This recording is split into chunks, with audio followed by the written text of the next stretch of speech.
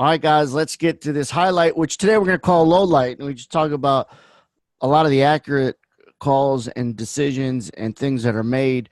But what's more important about following any particular person, following your own thoughts, is when are you wrong, because you're supposed to be in this business. And a lot of people who educate out there and put stuff out there just want to talk about being right, and not wrong. And I like to talk about losers actually more in this room because you learn more from them.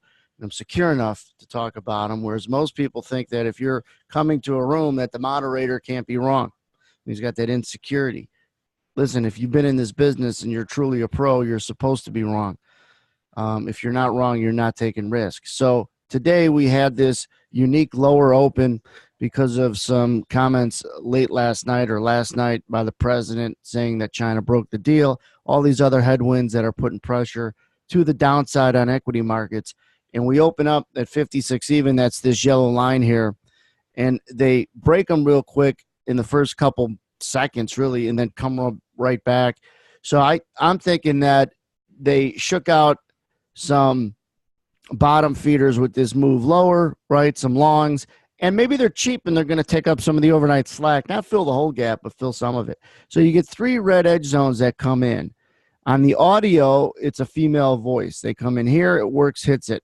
She comes in here, they hit it a little bit, come back against it, hit it. Now, all three got a little downside, but when they cross back through it, I anticipated them taking out the top side, which if you think about this is the flag sideways. The top of that yellow box, you probably shake out shorts and get a rally. However, through the bottom, you get a break. So I get stuck thinking the upside's the right side. I knew I was in a bad location if I'm wrong, and that's what's important to note. If you're wrong, are you in a bad spot? And you think about that before you get in, so you shorten the leash on the idea. If you're identifying this as the bottom of the range, you got a little chance maybe to pop. You know that, hey, you got to get out quick either way. One thing that's a rule of thumb when you're trying to trade a breakout is it should happen sooner rather than later. What do you want when you're trading a breakout trade? A breakout. You want momentum. And in volatile sessions, which we have this week, it's even more important to get trades to go your way sooner rather than later than even in a normal trade or a normal volatile condition, less volatile condition. The center of any consolidation box that we talk a lot about is not arbitrary. It means something. So as soon as we started clipping through there, I knew I was wrong. So let's clear those and let's play it back. And right in here, I thought the upside could be the right side, and they take out the top of this range through these reds, and lo and behold, they hook it back lower, and you might be able to hear where she comes in down in here, and I thought, well, maybe there's a chance, but we're through the middle. It's an uh-oh moment, and they've already rotated above the 56 even so many times that how many more times you think it's going to hold as support? And that's what's important, is the more you see it hold as support, the less likely it's gonna. So here, I think it was this guy that might be come in this green edge zone that they laugh at pretty quick and just continue to go through it. But you can't stay bullish all the way, even though this is just a few handles lower. Through the middle of this range, it was the get the hell out because this is likely. So it was a little head fake, got above these reds, so I wasn't angry with taking the idea, but being wrong is important. And not being wrong for long is a phrase you want to remember when you're in this business. You're supposed to be wrong. You just don't want to be wrong for long, holding on to stuff. The reason why volatility hurts a lot of people who don't know what they're doing is because they never were good at getting out of losers. And when the market's volatile, it has no forgiveness.